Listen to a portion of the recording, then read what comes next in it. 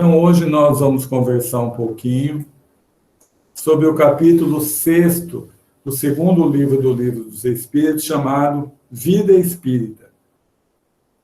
É um capítulo que tem bastante questões, 106 questões, que vai do 223 a 329. Se na exposição vocês tiverem alguma pergunta, quiserem algum esclarecimento, é só colocar no chat. Eu estou deixando o chat aberto agora, que eu tento esclarecer ou a gente conversa sobre essa questão. Então, vamos começar. Erraticidade. O que é erraticidade? É o período entre uma encarnação e outra. E o espírito errante é a alma que aguarda a reencarnação. Então, esse errante não é o contrário de certo. Essa palavra errar tem essas duas significações. Ou esse errar contrário de certo, que não é esse, ou errante como alguém que está caminhando, que está vagando por um caminho melhor. Então, toda vez que o espírito não está encarnado, que está entre uma e outra encarnação, é chamado de espírito errante. E o local que ele está, ou seja, o mundo espiritual onde ele habita, de erraticidade. Ele só vai deixar de ser um espírito errante no momento em que ele se tornar puro, porque aí não terá mais necessidade de reencarnar-se. Esses termos é bom nós aprendermos, porque em muitas obras do Espiritismo, esse termo espírito errante a gente vê pouco, mas erraticidade vê bastante. Então, toda vez que eu estou vendo erraticidade, eu tenho que saber que ele está falando do mundo espiritual. A permanência do espírito no espaço é variável e depende da vontade dele. Maior permanência pode constituir uma punição. Então, quanto tempo demora para um espírito, depois que ele desencarnou de uma vida, ele reencarnar de novo? Kardec faz essa pergunta para o espírito de verdade. Ele fala assim, olha, pode ser de poucos momentos, como pode ser de milhares de séculos. Nos livros de Divaldo, Psicografia de Manuel Filomeno de Miranda, nós vemos casos assim, de alguns fariseus que estão desencarnados desde a época de Jesus e não retornaram ainda para a encarnação. Para alguns, nós vemos muito isso em reunião mediúnica. Tem espíritos que ficam naquela condição de ódio, de vingança, e muitas vezes ele tem medo de reencarnar, porque ele pensa assim, se eu reencarnar, eu vou sofrer. Então, eu prefiro continuar aqui, porque enquanto eu estou... Ele não pensa que está deixando de amar, ele não pensa que nunca é feliz, ele só, muitas vezes, pensa no medo da dor. Então, pode... Agora, tem situações que o espírito demora mais porque está estudando, está fazendo alguma coisa, está um trabalho que ele está participando muito importante. Então, vai depender de espírito para espírito. Se a gente for olhar no Velho Testamento, lá fala que a pessoa é responsável até a 4ª geração, né? Então, se a gente fosse olhar o sentido dessa frase, a 4ª geração é o bisavô e o bisneto.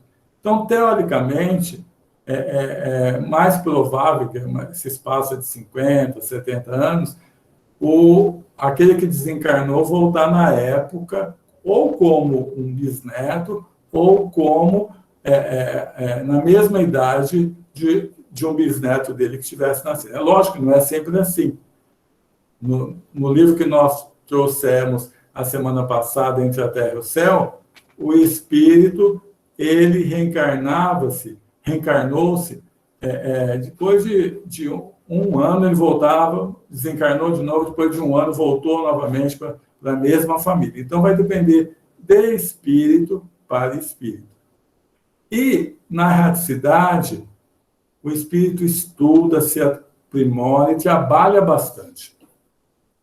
Então, tão logo o espírito já ele se harmoniza e tenha condições no plano espiritual, ele começa a trabalhar. E é muito importante que ele trabalhe, porque ele vai desenvolver o amor, vai desenvolver o aprendizado na prática. Nós vimos uma situação, por exemplo, no livro Memórias de um Suicida, que um dos tratamentos que os suicidas passaram, qual foi? Foi o de vir aqui na Terra, como desencarnados, para ajudar que uma pessoa que quisesse cometer suicídio não o fizesse. Isso tinha uma função muito grande. Qual a função? É que quando ele voltasse na próxima vida, aquela prova que fez com que ele cometesse suicídio retornaria, porque ele não passou pela prova. Então, ele precisava reforçar nele a certeza de que o suicídio é uma coisa muito ruim. E trabalhando para que outros não se suicidem, indiretamente ele ia reforçando isso. Então, é muito importante, o espírito aprende. Agora, como nós vimos na semana passada também, tem coisas que a gente vai ter que trabalhar aqui na Terra. Na Terra, não. Trabalhar como encarnados. Por quê? Os apegos materiais no plano espiritual, a gente não vai ter. O problema da sexualidade, se você já for um espírito de médio para cima, você não vai ter tantas tentações. O problema da alimentação, lá também você não é tentado. Então, tem coisas que só aqui, como encarnado, que a gente vai conseguir trabalhar. Fora do corpo, a inteligência e as percepções do espírito manifestam-se mais livremente, permitindo-lhe melhor a apreensão das coisas. Por quê? Uma que o cérebro interfere um pouco, né? O cérebro, ele dificulta um pouco a manifestação da inteligência do espírito. Mas o mais importante nessa situação é que o espírito, no plano espiritual, ele perde as ilusões de quando ele está encarnado. Como nós acabamos de falar, por exemplo, a ilusão da posse material. Lá ele não vai pensar nisso. E ele vai ter uma visão muito mais certa da realidade de um espírito. Isso ocorre também, toda vez que nós vamos ver isso daqui a 2 semanas, no capítulo de emancipação da alma, toda vez que dormimos, nós temos condições de afastar-se do corpo. E aí nós pensamos como espírito. Por isso que lá tem uma pergunta assim que o Kardec faz. Então, antes de dormir, eu posso planejar o meu sono? Ou seja, meu sono não. A minha viagem para onde eu vou?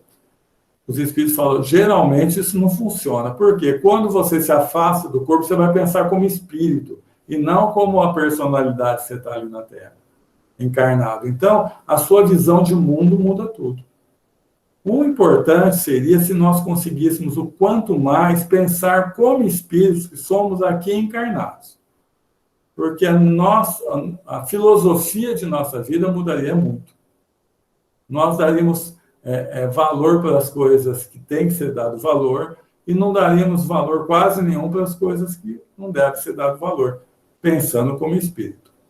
O maior ou menor conhecimento das coisas do passado, do presente e do futuro depende da elevação do espírito, principalmente do futuro. Como que um espírito pode ter conhecimento do passado? Né? Vamos dizer, ele como espírito, ele vai ver aqui um encarnado, ele tem condição de ver o passado? Ele tem, porque muitas vezes o que o espírito passou está ali na memória do espírito. E o futuro? O futuro é meio complicado de nós entendermos, né? Como que um espírito consegue ver o futuro? Uma coisa que não aconteceu ainda. Tem um dos livros das obras básicas que Kardec mostra uma situação comparativa, não é isso que ocorre, logicamente, de um homem que está no alto de uma montanha, lá em cima da montanha. E lá embaixo na montanha corre uma estrada. E a pessoa que está andando na estrada, ela só consegue ver 20 ou 30 metros para frente da estrada. Então, quem está lá em cima, fala assim, a hora que ele virar aqui, ali ele vai ter uma água fresca, a hora que ele virar, ele vai ter um cacho de abelha, a hora que ele virar na outra, vai ter uns malfeitores esperando. Quer dizer, há uma previsão. Como que é isso na prática? Os espíritos mais elevados, as coisas de Deus acontecem sempre. Então, o planejamento das coisas divinas, por exemplo, a Terra passar por um mundo de regeneração, vai acontecer. Os homens podem atrapalhar um pouquinho, demorar um pouco mais, mas vai acontecer. Então, um espírito mais elevado, ele já vai saber desse determinismo divino. E ele também vai saber as provas que o espírito escolheu para passar. Então, olha, pelo que ele está seguindo na vida, quando chegar essa prova, ele vai passar. Então, quando chegar essa prova, ele vai cair.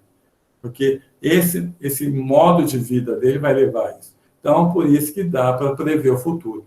Mas para espíritos mais elevados. Espíritos menos elevados não vão conseguir de jeito nenhum ver o passado nem o futuro. Os espíritos não estão presos ao nosso tempo.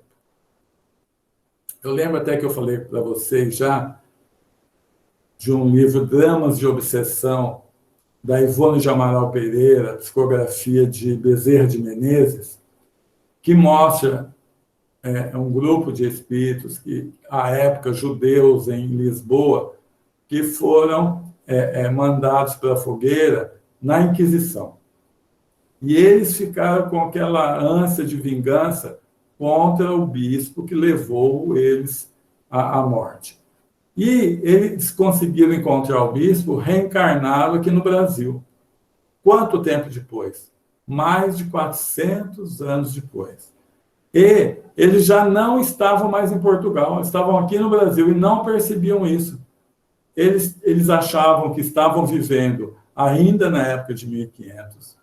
Eles não percebiam que já não estavam mais em Portugal, estavam no Brasil. Por quê? A fixação naquele objetivo de vingança faz com que eles não vejam o tempo passar. Já pensou que tempo perdido que leva uma pessoa a não perdoar?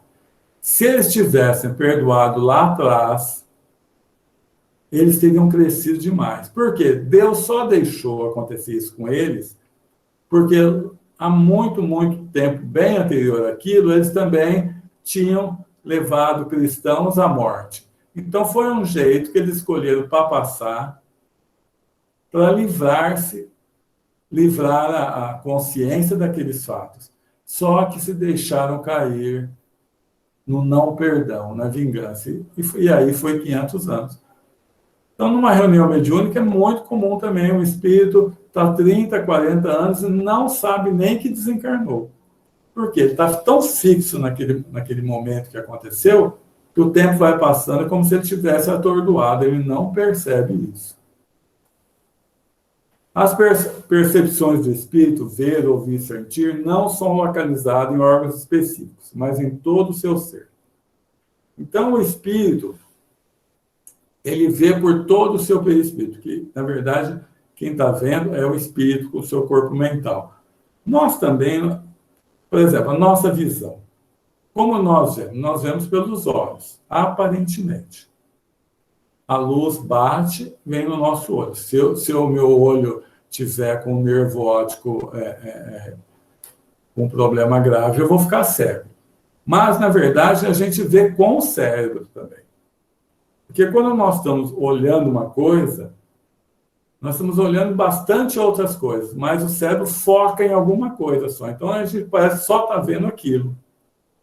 Então, aparentemente, nós vemos com os olhos, mas a gente vê com o cérebro. O espírito assim também. Tem até umas pesquisas feitas por um cientista, acho que é César Lombroso, o nome dele, se eu não me engano, que ele fez essa experiência de um espírito ver pela ponta do dedo. Então, enquanto o espírito com o perispírito, estas percepções de ouvir, de ver, ele tem em todo o corpo. E ele não precisa da luz. Nós, para vermos, por exemplo, se o encarnado entrar num local completamente escuro, ele não tiver nenhum aparelho para ver no escuro, ele não vai enxergar nada. O espírito, a própria luz dele faz com que ele veja. Ele não precisa da luz externa. E também ele pode ver através da parede, de algum obstáculo que esteja. Então, as percepções do espírito no plano espiritual são muito mais desenvolvidas do que enquanto nós encarnados aqui. Os espíritos não experimentam as nossas necessidades e sofrimentos. Sofrem, mas apenas moralmente. Não se cansam, mas repousam de suas atividades habituais. Então, o que os espíritos responderam para Kardec? Olha, não tem sofrimento físico, só tem sofrimento moral. Isso é verdade? É. Mas vocês já não cansaram de ver em reunião mediúnica espíritos que muitas vezes desencarnaram num incêndio, virem gritando de dor, por exemplo? Então, como que isso acontece? Então, vamos tentar conversar um pouco sobre isso. O perispírito não tem sensação. Ele não tem sensação. Então, se ele ficar em cima de uma fogueira, ele não vai queimar-se. Se ele entrar num freezer, ele não vai sentir frio. Mas por que acontece que o espírito muitas vezes chega sofrendo daquelas dores? Porque mentalmente ele está fixado naquela coisa que aconteceu há alguns tempos, 30 anos atrás, e ele sente como se tivesse sido queimado ali, né? Na verdade, só o corpo dele foi queimado, o perispírito não. Mas ele sente uma dor interna dentro dele, não é uma dor efetiva, porque ele lembra como é uma dor. Então, até Kardec falou assim, mas essa questão de lembrança, e quando o espírito está, muitas vezes ele cometeu suicídio, está junto ao corpo, ele sente as larvas de comer no corpo dele. Como que ele sente? Não é que ele sente as larvas. Como ele vê as larvas, é como se ele estivesse sentindo. Isto é fácil da gente ver. Quando você vai assistir um filme que está passando num lugar de muito frio, que todo mundo está... Instintivamente você vai sentir frio, mesmo você estando num cinema que não está frio. Nós introjetamos aquela coisa que nós estamos sentindo. Então, o perispírito não vai ter essas sensações. Isso dá para ver também num espírito que desencarnou sem ter conseguido tirar da sua vida o vício da droga, por exemplo. Não tem como ele chegar, tem cocaína aqui, ele cheirar a cocaína. Porque ele não vai ter essa sensação. Então, o que ele vai ter que fazer? Ele fica perto de alguém que está usando e ele vai pegar as emanações que aquela pessoa que está usando está sentindo. Então, o perispírito mesmo não tem essas sensações físicas. Por isso que os sofrimentos são morais. Mas, muitas vezes, ele vai ficar preso numa condição que ele vai sentir a dor, como se ele efetivamente estivesse sentindo. Não se cansam, mas repousam de suas atividades habituais. Tem alguns momentos que eles têm que dar uma parada. Então, eles ficam num estado assim, de pensamento tranquilo. No livro Nosso Lar, mostra o momento que André Luiz estava repousando, estava dormindo um pouco. Aí a mãe dele chega para que ele fosse acompanhá-la no mundo onde ela vivia, no mundo bem mais evoluído. E aí ele sai com o corpo mental dele, o corpo espiritual fica ali. E ele sai com o corpo mental para acompanhar a mãe.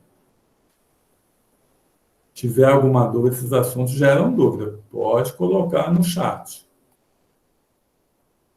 Ao reencarnar, é o espírito que em regra, escolhe as suas provas ou expiações, conforme suas necessidades de evolução. Muito bem. Isso é uma das coisas que as pessoas não espíritas não conseguem entender. Porque quando você fala, por exemplo, que nesse nosso nível de evolução, de todo mundo que está participando dessa reunião, nós mesmos escolhemos nossas provas. Nós mesmos escolhemos. Nós pedimos para passar por dificuldades, nós pedimos para passar por certas doenças, nós pedimos muitas vezes uma vida que fosse bastante atribulada, porque quanto mais a vida for de luta, maior é o crescimento. E eu vou fazer uma pergunta para vocês. Um espírito, ele pode pedir para ter uma vida assim, que não aconteça nada? Uma vida assim, que não vai acontecer nada, ele nasceu numa família boa, com dinheiro, não vai ter preocupação. Ele pode pedir isso? E se ele pedir, pode ser que ele seja atendido? Vocês acham? O que vocês acham? Vou até abrir o chat aqui. O que vocês acham? O espírito pode pedir uma vida bem tranquila? A Cida está falando que pode pedir. E ele vai conseguir, Cida? A Silvia Lazarene também está falando que acha que pode. Muito bem, pode mesmo. Mas ele vai conseguir essa concessão? A Vitória Mendes falou, pedir ele pode. Se ele vai ser atendido, são outros 500. Mas, algumas vezes, ele é atendido. Isso é importante em nossa vida. Sabe por quê? A gente tem que sempre pensar no nosso grau de liberdade. Deus respeita por demais o nosso livre-arbítrio. Tanto respeita que, muitas vezes, uma pessoa quer cometer suicídio, Deus manda ajuda de tudo quanto é lado para que ela não o faça. Ele sabe que vai ser um sofrimento muito grande. Mas se ele insistir, ele acaba conseguindo. Então, nós temos que tomar muito cuidado com o que a gente pede, porque você pode conseguir aquilo. Só que você chega aqui, tem essa vida, 80 anos aqui, não aconteceu nada na sua vida. Mas você sai igualzinho você entrou. Aí você pensa assim, puxa, mais 70 anos para voltar, eu perdi quase 2 séculos. Então, um espírito consciente, ele não pede isso. Vocês lembram lá no livro de André Luiz, acho que consta até do filme isso, de uma mulher que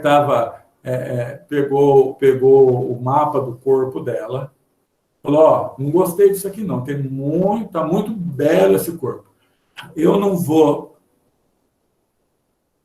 Deixa eu ver só o que a Vitória escreveu aqui. Mais se uma reencarnação é para que a gente evolua, para que a gente melhore uma vida inteira. Isso, Vitória, é isso mesmo. Você matou a coisa. Não adianta a gente pedir vida fácil. Então, essa senhora, ela viu o corpo dela bonito e falou, não quero ser Miss, não.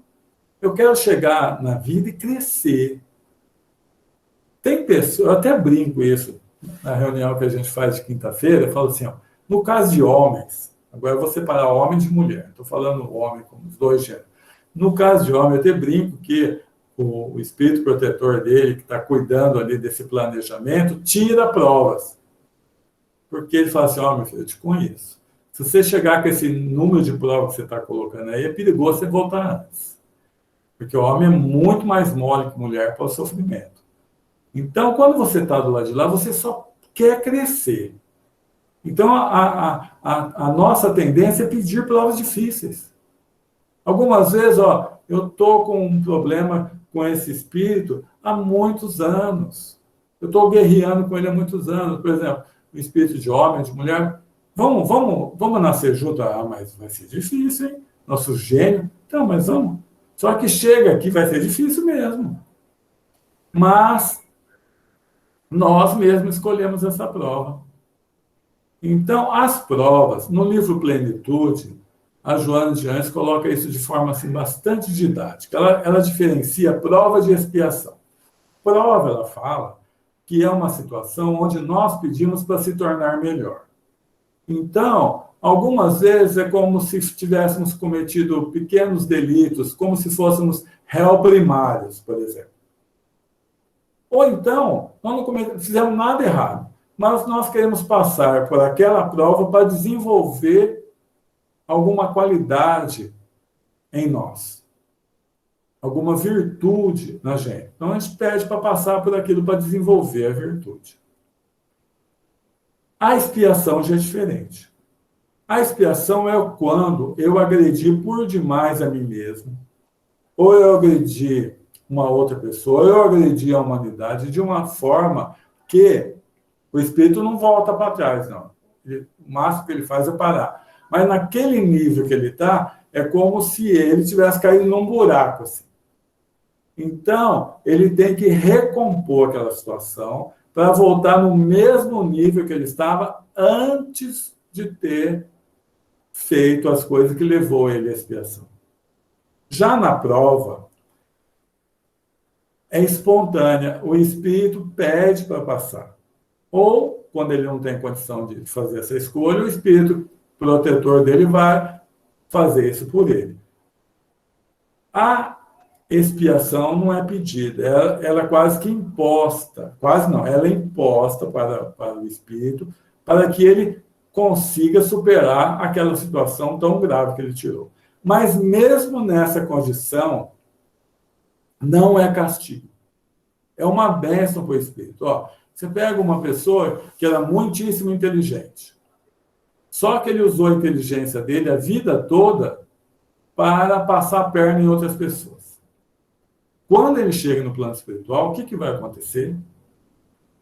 A consciência dele vai despertar e vai mostrar. E, além disso, vai ter um monte de espíritos querendo se vingar dele no plano espiritual. Então, como que vai resolver uma situação dessa? Se ele vier com o corpo perfeito, ele não desenvolveu-se moralmente. Ele não desenvolveu a parte do sentimento. Ele vai continuar levando prejuízo para outras pessoas. Então, ele vem, nasce com o corpo com algum problema mental, ou grave até, para que ele não utilize aquele saber muito grande que ele tem. Ele tem muita inteligência. E a família vai dar muito afeto para ele, porque afeto é o que ele precisa. Então, é castigo? Não é. É Deus trabalhando para que ele consiga superar aquela situação. Agora eu pergunto para vocês, vou voltar para o chat. Nas provas, a pessoa pediu uma prova, ela mesma pediu. Ela vai ter que passar pela prova que ela mesma pediu? Vamos ver aí quem... Escrevam no chat, por favor. Ela mesma pediu, não é expiação, porque a expiação ele vai ter que passar. A expiação pode até ser amenizada, mas ele vai passar. Agora, a prova que ele mesmo pediu, ele vai passar?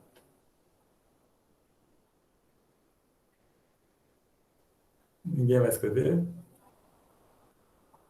É o seguinte, ele pode ou não passar, porque a prova só tem um objetivo, que ele se torne melhor.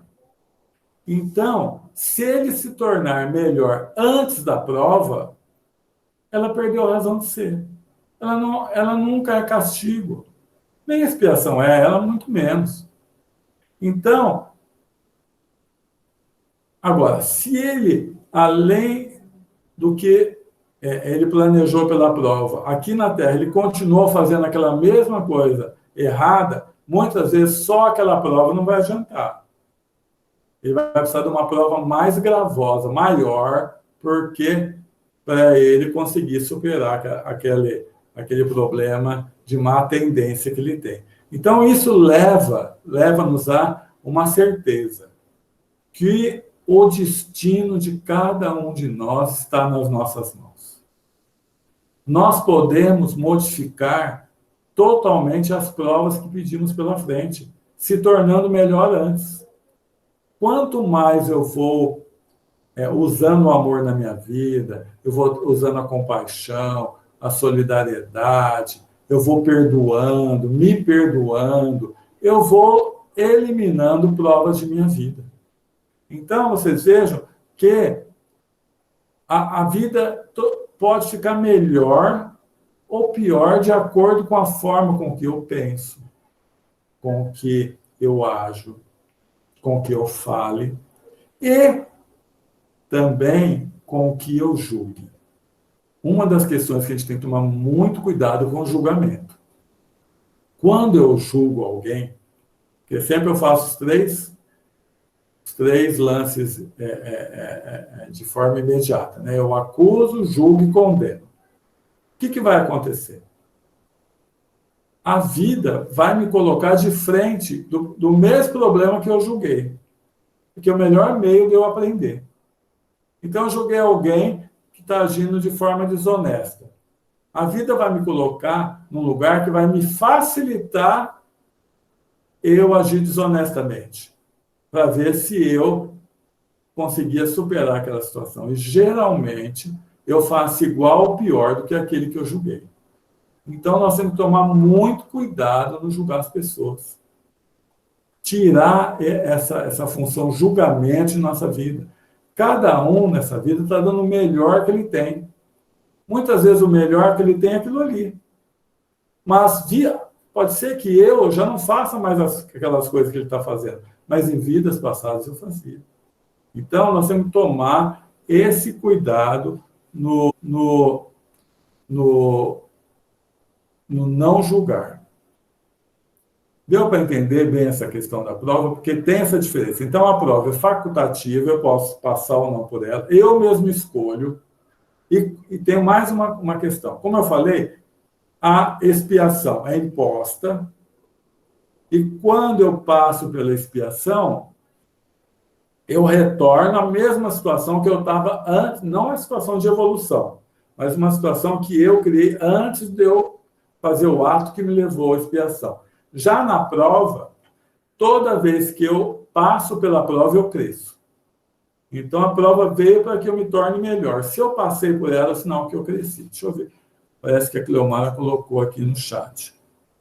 Então, na expiação, o meu amigo espiritual pode fazer que aconteça alguma coisa que aparentemente não seja muito boa para eu voltar no meu caminho. É assim, ó. A expiação, ela vai trabalhar, Cleomara, justamente onde eu errei, né? Onde eu tenho maior dificuldade. Então, vai acontecer, muitas vezes, fisicamente, né? Quando eu, por exemplo, cometo um suicídio. Eu cometo um suicídio, aquela culpa gerada pelo suicídio é tão grande, que se eu der um tiro na cabeça, por exemplo, o corpo espiritual ficou danificado ali. Então, muitas vezes eu vou nascer cego, eu vou nascer com problemas mentais, uma pelo próprio corpo espiritual que está danificado, mas eu preciso passar por aquela situação para não mais cair lá na frente numa situação dessa. Então, a expiação funciona como um jeito que eu tenho para conseguir tirar aquela coisa tão forte que está na minha consciência. Já na prova, eu trabalhando, fazendo bem, eu vou superar aquela situação. A expiação é mais difícil. Não sei se eu consegui responder para você, certo? Deus orienta os espíritos ignorantes e impõe expiação aos maus. Então, quando nós não temos condições de escolher as provas, espíritos assim, mas a expiação está ligada à lei do retorno. Isso. Sempre vai estar ligada à lei do retorno. Essa lei do retorno, vamos falar, a Cida escreveu isso. A lei do retorno, gente, a gente só vê para o lado ruim, né? Mas tem a lei do retorno para o lado bom. Quando? Ó, a cada um segundo suas obras. Como todo mundo entende isso? Ah, estou sofrendo hoje porque no passado eu fiz coisa errada. Tá certo. Mas eu tenho que pensar assim, se eu fizer o certo agora, eu não vou estar limpando para frente? Não vou estar sendo bem feliz para frente? Então, a lei do retorno, o karma, que é justamente a lei do retorno, ele não necessariamente tem que ser mal. O karma pode ser uma coisa boa. Ó, de tanto eu plantar o bem, comecei a colher o bem. Então, está nas nossas mãos fazer com que essa lei do retorno passe a retornar coisas boas. Porque Deus só nos quer felizes. E nós mesmos que temos que fazer a nossa parte para que isso aconteça. Ele dá oportunidades várias. Quando eu erro na vida, ele já vai me colocando situações na minha frente que, se eu fizer o bem, eu reparo. Mas muitas vezes nós estamos tão focados nas coisas materiais que nós não percebemos essas situações que aparecem. Então, tem que estar atento. Quanto mais bem eu vou fazendo, mais eu vou livrando. É o que Pedro falou na sua carta. O bem cobre a multidão de pecados. É sempre bom nós lembrarmos disso. Os espíritos estão subordinados a uma hierarquia moral irresistível. Então, Kardec pergunta assim, tem uma hierarquia moral? Eles falam o seguinte, sim, mas um espírito inferior tem que se subordinar a um espírito superior. Ele falou assim, ó, eu falei para você na resposta anterior que é irresistível. Então, lembra quando nós falamos de Deus lá no na primeira aula que teve, de que não há comparação entre o bem e o mal. Mas de jeito nenhum. Agora, os espíritos superiores não agem contra os espíritos inferiores assim impondo. Só numa situação muito que eles têm que fazer. Mas, na maioria das vezes, é só ler o livro Libertação. Acho que deve ser o 6º ou 7º da série do André Luiz. A gente vai ver que quando o espírito vai querer que aquele espírito mude, o que ele foi fazendo? Ele foi ajudando o ente querido daquele espírito desequilibrado. Então, ele faz o bem para ele que ele perceba que está recebendo bem e aí ele procure melhorar-se. Então, mas o bem, os espíritos, quanto mais elevados, eles vão ter uma autoridade total sobre o espírito. Um espírito inferior, ele não consegue nunca captar o pensamento do espírito superior, ao contrário, sim. Um espírito superior, ele consegue ficar invisível do lado de um espírito inferior.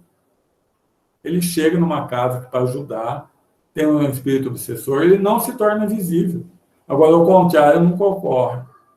Então, é muito importante. Muitas pessoas falam assim, eu tenho mediunidade ostensiva, mas eu não quero trabalhar. Não, porque eu não trabalhando, eu não vou ter espíritos maus, que são os espíritos desequilibrados ainda em cima de mim. Gente, mas e os espíritos bons que nos protegem, que nos auxiliam o tempo todo? A gente tem que pensar nisso também. De repente, eu deixo de trabalhar essa minha mediunidade e, com isso, é como uma luz acesa, eu vou atraindo mariposas, borboletas, tudo quanto é tipo de... E eu não tenho capacidade amorosa de me defender daquilo. É importante a gente saber isso. Os bons espíritos têm acesso a todos os lugares. Os maus não podem ir a regiões habitadas pelos bons. Então, um espírito, muitas vezes, o próprio perispírito dificulta isso. Porque o perispírito bem grosseiro não deixa o espírito inferior ir numa situação mais elevada no plano espiritual. Então, em outros mundos, então nem se fala. Então, os espíritos, os bons espíritos têm condição de ir em todos os lugares. Já os maus, eles ficam confinados no nível de moralidade do grau do perispírito que está ali. Quanto mais grosseiro, mais perto aqui da Terra, né? Os espíritos se comunicam pelo pensamento, e esse não pode ser dissimulado. Esta informação é verdade, só que, com André Luiz, a gente vai aprendendo que os espíritos que se comunicam pelo pensamento são espíritos já de um nível evolutivo maior. Os espíritos menos evoluídos conversam igual nós estamos conversando aqui. E isso dá para ver bem no livro Nosso Lar. Quando, no livro Nosso Lar, ocorre a Segunda Guerra Mundial. Então, todas as colônias espirituais começaram a receber espíritos que estavam desencarnando lá na Europa, porque foi uma quantidade muito grande de espíritos. E o que acontecia? Lá o André relata isso. Esses espíritos que vinham de lá vinham com intérprete. Se eles conversassem só pelo pensamento, a linguagem do pensamento, ela não trata de palavras, mas de... Por exemplo, quando o espírito vai falar para o pensamento uma cadeira, ele não escreve cadeira, ele pensou na cadeira, o outro capta a cadeira. Mas, no Nosso Lar mostra muito isso. André mesmo, ele fala assim, eu estava conversando com outro espírito, e o espírito estava do meu lado, eu pensei uma coisa, ele captou.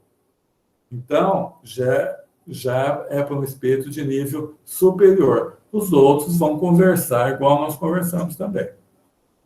Os espíritos se reconhecem no espaço, mas nem sempre logo após a desencarnação. Isso vai depender muito desse grau de perturbação que a pessoa fica ao desencarnar. Quanto mais ligado que ele seja à matéria, quanto mais ligado, quanto menos, mais material ele seja, o seu comportamento, muitas vezes ele não vai conseguir. O André Luiz mesmo, a gente vê isso no nosso lar, quantas vezes a mãe dele não esteve do lado dele no umbral? Ele não via. Então, os espíritos, para ter essa condição de ver o parente desencarnado, ele já tem que estar desligando-se das coisas aqui da Terra. Aí ele vai conseguir ver. Mas essa é uma bênção muito grande, né? Você chegar no plano espiritual e ser recebido por um pai, por uma mãe, por um avô, por um filho, né? Então, a gente tem que procurar se desligando das coisas materiais para chegar mais nessa condição de poder ver aqueles que vêm nos receber no momento do desencarne. É uma benção isso, você conseguir captar um ente querido. Você vai ficar muito mais tranquilo. Acho que é a última tela, não. Os espíritos se reúnem por afinidade, segundo seus graus de evolução. Seus sentimentos não precisam ser disfarçados. Precisa não pode. Uma das coisas mais complicadas no plano espiritual é isso. Aqui na Terra, nós podemos falar de um jeito e estar pensando de outro. Agir sermos hipócritas, né? A gente fala, todo mundo acha que é, mas lá por dentro nossos pensamentos são outros. Nossos desejos são outros. Só que no plano espiritual não tem como. Os espíritos superiores sempre vão captar o que a gente pensa. Então, muitos espíritos que estão no umbral, eles não foram colocados lá. Eles estão fugindo da luz. Porque se eles forem para a luz, as pessoas vão ver realmente o que eles são. Então, eles acabam fugindo da luz. Porque lá no plano espiritual não tem como você disfarçar os seus problemas, as suas dificuldades, o modo errado que a gente pensa ainda. Aqui a gente ainda consegue. No plano espiritual, não. Por isso que nós temos que fazer um trabalho de ser cada vez mais autênticos. Cada vez, eu tenho esse problema ainda, estou trabalhando isso, mas eu vou conseguir. Para mim, e começar a me conhecer mais. Porque eu não vou ter problema chegando no plano espiritual. Não, eu tenho esse defeito mesmo. Estou trabalhando ainda. Eu não sou uma pessoa bem evoluída, mas eu não desconheço esse tipo de defeito. Não preciso esconder nada. É uma coisa que a gente já vai trabalhando. Ao desencarnar, o espírito vai se recordando aos poucos sua existência corpórea, podendo até se lembrar de suas várias vidas. Isso geralmente não acontece assim no espírito de média, no nosso caso, por exemplo, média evolução. Por quê? Nós vamos lembrar geralmente só da última vida. No livro Nosso Lar, até o Donizete colocou isso numa das reuniões para tirar dúvida, tem uma passagem que a dona Laura, mãe do Ulisses, conta que ela e seu marido já estavam no plano espiritual há diversos anos já, e eles começaram a ter lampejos de coisa de outras vidas. Então, eles foram pedir para que eles pudessem ser ajudados a recordar outras vidas. O que foi feito? Falei assim, nós já analisamos que vocês têm condições de fazer isso já. Mas nós vamos dar um relato por escrito, como se fosse um diário dos últimos 300 anos que vocês tiveram. Para trás não adianta, vocês não têm condição de ver para trás. Então, eles ficaram durante 2 anos estudando aqueles relatos. Aí, depois estudando, vendo tudo o que aconteceu, falou, agora vocês já estudaram, já viram muitas vezes as coisas não tão boas que vocês fizeram, vocês agora têm condição de recobrar a memória desses 300 anos. Para trás, não. Aí eles passaram por um tratamento através de fluidos magnéticos, através de passe, para recobrar esta recordação de outras vidas. Então, normalmente, nós vamos chegar no plano espiritual, nós vamos lembrar dessa vida agora. Com o tempo, trabalhando, se harmonizando, que a gente vai conseguir, com a ajuda dos espíritos maiores, recordar. E os espíritos se preocupam com a sorte que se deixar na Terra. são sensíveis à saudade dos que amavam, recebendo seus pensamentos. Então, olha, gente, nós não podemos esquecer de orar para os nossos entes queridos. Nós não podemos esquecer de orar por alguém que a gente pode ter tido como desafeto, esses principalmente voltaram ao plano espiritual. Nós temos que lembrar de orar por uma pessoa que foi nosso patrão, nosso professor, porque se ele estiver precisando dessa ajuda, vai ser para ele, vai ser muitas vezes o que possibilita ele de se perdoar, de perdoar você ou outra pessoa. E se ele não estiver precisando de ajuda, é uma bênção você receber uma mensagem de alguém que você ama. Então, essa oração que a gente faz, lembrando a pessoa, pedindo a Deus por ele, lembrando de coisas boas que nós passamos juntos, é muito importante, porque eles acabam recebendo essa oração. Olha, eu adiantei um pouco, hoje tinha muitas perguntas, mas ainda temos 11 minutos e dá para a gente conversar um pouco. Quem quiser fazer alguma pergunta, pode falar no microfone, ligar a câmera, fique à vontade. O Edson, a Cleomara. Oi, Cleomara. Só a questão do início lá que você falou, que o espírito, ele não tem a sensação, né? O perispírito, ele não tem... Sensação, isso. Sensação. E é o fato dele pensar que está sentindo alguma coisa que transmite para o médium, porque a conexão dele com o médium é pelo pensamento, né? Você fala da dor, né? Isso, porque quando verdade, a gente é muito real a dor para o médium. Isso, para ele é real. Muitas vezes, aquele incêndio que ele passou aconteceu há 30 anos. Ele já não está naquele fogo mais. Ele já foi socorrido ali na reunião mediúnica. Mas a lembrança daquilo lá é muito pungente para ele. Olha, igual a gente fala assim, igual uma pessoa que corta a perna, ele não continua sentindo coceira no pé, por exemplo? Ele já não tem mais pé. E tem muitas pessoas que têm essas dores, como chama essa dor? Que você não tem como se você tivesse. Porque o seu pensamento faz com que você tenha aquilo. Então, só de você ver aquela situação, você sente a mesma dor. Então, ele não está fingindo, não. Quando ele vem na reunião mediúnica, ele está sentindo a dor, mas a dor está dentro da mente dele. Porque aquele fato já ocorreu há bastante tempo. Não sei se deu para te esclarecer. Sim, O Edson. Pois não, Donizete. Seria interessante lembrar aí que Allan Kardec se refere ao espírito não perceber, não sentir as sensações físicas nossas. Isso. Mas ele tem sensações no plano espiritual. No plano espiritual, isso. Porque o plano é o mesmo. Correto. A matéria é a mesma. Né? Porque lá o espírito, ele vai pegar, por exemplo, no trabalho, tem trabalho, plantar árvore, né? Ele vai ter que pegar uma enxada lá, então ele vai sentir o tato, ele vai se alimentar, não se alimenta. Então o Donizete falou muito bem, ele vai ter aquelas sensações do plano espiritual. Outra coisa que as pessoas, gozar que no presídio, a gente passa os filmes, né? Esse filme Nosso Lar e o filme do Chico, acho que nós passamos umas 20 vezes já. E eles falam assim, Edson, você não falou que o espírito não passa pela parede? Eu falei, sim. Então, por que aquela porta do umbral, quando fecha, o espírito não entra? Então, é uma boa pergunta. É sinal que eles estão... Então, é o que o doutor Donizete falou. Aqui, ele passa, mas lá no plano espiritual é outra matéria. Lá pode ser bloqueada essa passagem. Então, tudo isso, a gente tem que pensar aqui e lá. Muito boa essa observação do Donizete. Oi, Edson, é o Sérgio, tudo bem? Oi, Sérgio. Boa noite. Boa noite. Eu queria voltar um pouquinho no tema do julgamento que você falou. Você deu um exemplo muito bom. Mas eu pensei em outro exemplo. Alguém que mata alguém.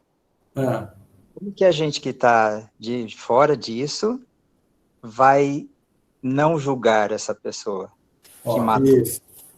Foi boa, ótima pergunta. Você julgar é diferente de você saber o que é certo e errado. Então, nós temos que saber o que é certo e errado. Você pode ver uma pessoa que cometeu um crime, você fala assim, nossa, ele agiu mal. Mas nós sabemos, principalmente nós espíritas, das consequências que ele vai ter na vida, né? É o que Jesus falou lá na cruz, Pai, perdoai que eles não sabem o que fazem.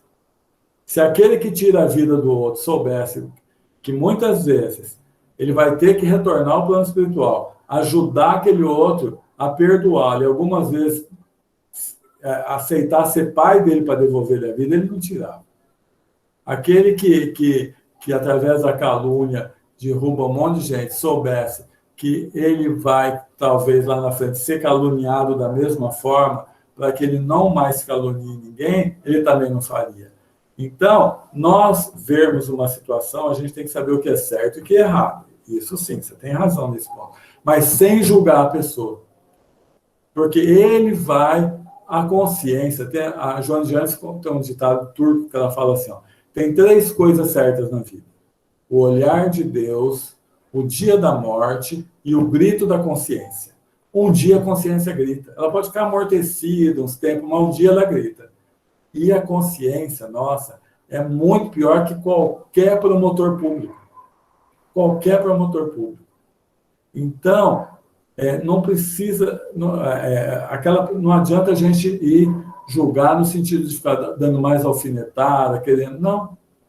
Se a pessoa é juiz, por exemplo, ou promotor, aí é dever dela julgar. Aí é diferente. Se ela for policial, é dever prender. É diferente. Se ela for agente do presídio, é dever dela manter a pessoa presa. É diferente. Mas nós que não somos ali da situação, você pode sentir que uma pessoa fez errado. Você pode nem simpatizar com ela. Tudo certo. Não gostar dela. Tudo certo. Mas, quando eu julgo, eu quero que só aconteça coisa ruim para ela. E aí, eu estou puxando esse karma para a minha vida. Eu acho que você quis dizer, a gente julga a situação, né? Não a pessoa. Isso mesmo. Isso. Entendi. Beleza. Queria dar minha contribuição aí também. Pois não, Donizete. Que eu fui juiz. Isso. Então, o juiz também, ele não julga o criminoso. Ele não julga o réu. Ele julga o fato praticado pelo réu. E é por isso que, às vezes, o leigo não entende, porque ele pensa assim, o juiz absolveu aquele criminoso, aquele bandido, aquele cruel. Mas não é, porque o juiz não está julgando o bandido. Ele está julgando se ele cometeu aquele crime que está sendo acusado. Então, ele pode ser um bandido, ter uma ficha longa, mas aquele fato ele não cometeu. Então, quem está por fora, né, ele precisa ter esse olhar de compaixão, de entendimento. Então, ele pode analisar o fato, mas ele não deve julgar a pessoa, porque talvez no lugar dela fizesse a mesma coisa. Exato, Rodrigo, não é nada pessoal. Isso. Obrigado, Donizete. Eu mesmo nunca tinha pensado desse lado do juiz, mas é isso mesmo. E Cavalé, escreveu 2 segundinhos, rapidinho. Prova e expiação pode ser que pedimos para algum resgate? Então, a Joana de Ângeles, no livro Plenitude, ela fala o seguinte, prova, geralmente, nós pedimos, até para acertar alguma situação que a gente pode ter feito, mas algumas coisas não tão graves. Já a expiação, ela fala, é sempre determinada. É uma coisa que, mesmo que eu fale, eu não quero passar, não, você vai ter que passar. Eu posso amenizar. De repente, ela para vir numa condição muito mais grave, e eu venho numa condição, eu consigo, através do meu trabalho, no bem, fazendo a coisa certa, mas eu vou passar por aquilo. Então, agora, nós temos que sempre lembrar uma coisa que eu esqueci de falar, que é importante, não dá para julgar também. De repente, você vê uma pessoa, já falei isso, acho que semana passada ou retrasada, você vê uma pessoa cega, você fala, nossa, isso daí deu um tiro na cabeça, por isso que deu cego. Não. Porque tem pessoas que são tão boas que pedem para vir numa situação dessa para levar coragem para os entes que ela ama, que vão reencarnar junto a ela.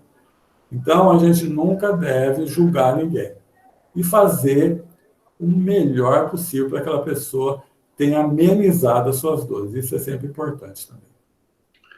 Eu também queria dar minha contribuição. Pois não, Donizete. No caso da expiação, a lei de justiça, ela impõe a expiação como forma de reparar. Mas o espírito consciente, ao perceber que ele cometeu um delito, um crime, um erro, ele pode espontaneamente aceitar e pedir até para expiar. Então, a lei impõe, mas eu posso conscientemente falar, puxa, eu errei, eu quero reparar. É como assim, eu bati o carro e vou lá procuro a pessoa e falo assim, olha, eu bati no seu carro, eu quero pagar o prejuízo. Tem aquele caso do livro Ação e Reação, Edson, daqueles companheiros que trabalhavam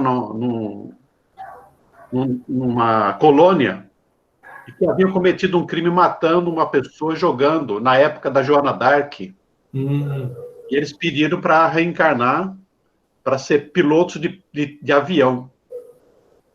Era uma expiação, mas que eles perceberam o erro e pediram para voltar. Isso mesmo. É isso aí, pode antecipar. Uma coisa que é muito importante, só para acabar, vou ver se eu consigo falar em 1 minuto. Arrepender-se é a coisa melhor que a gente faz quando comete algum erro. Mas só se parar aí não vai adiantar. Então, eu tenho que fazer o bem contrário àquele erro que eu cometi. Muitas vezes acertando aquela situação. Se roubei, devolva. Se eu fiz o mal para alguém, mesmo que eu não consiga fazer o bem para ele, faça o bem para outro. É muito importante nós repararmos fazendo o bem. Mas assim, não pode ser uma coisa, eu fiz o mal, eu vou fazer uma promessa para Deus. Não, eu vou trabalhar naquele mesmo tipo de atividade onde eu errei. E fazer o certo. Porque tem até uma pergunta lá no final do livro dos Espíritos, assim, quanto tempo demora o sofrimento do culpado? Os Espíritos respondem, demora até que ele se melhore. Então, o sofrimento ele não tem uma função de punição, e sim de educação. Se eu fazendo bem melhor, eu reparei aquilo. Então, nós temos que procurar reparar o máximo que der nessa vida para não levar para outra vida. E aí muitas vezes chega como uma expiação mesmo. Então, vou voltar para o Donizete, que agora já estouramos o tempo. Muito obrigado pela participação de todos.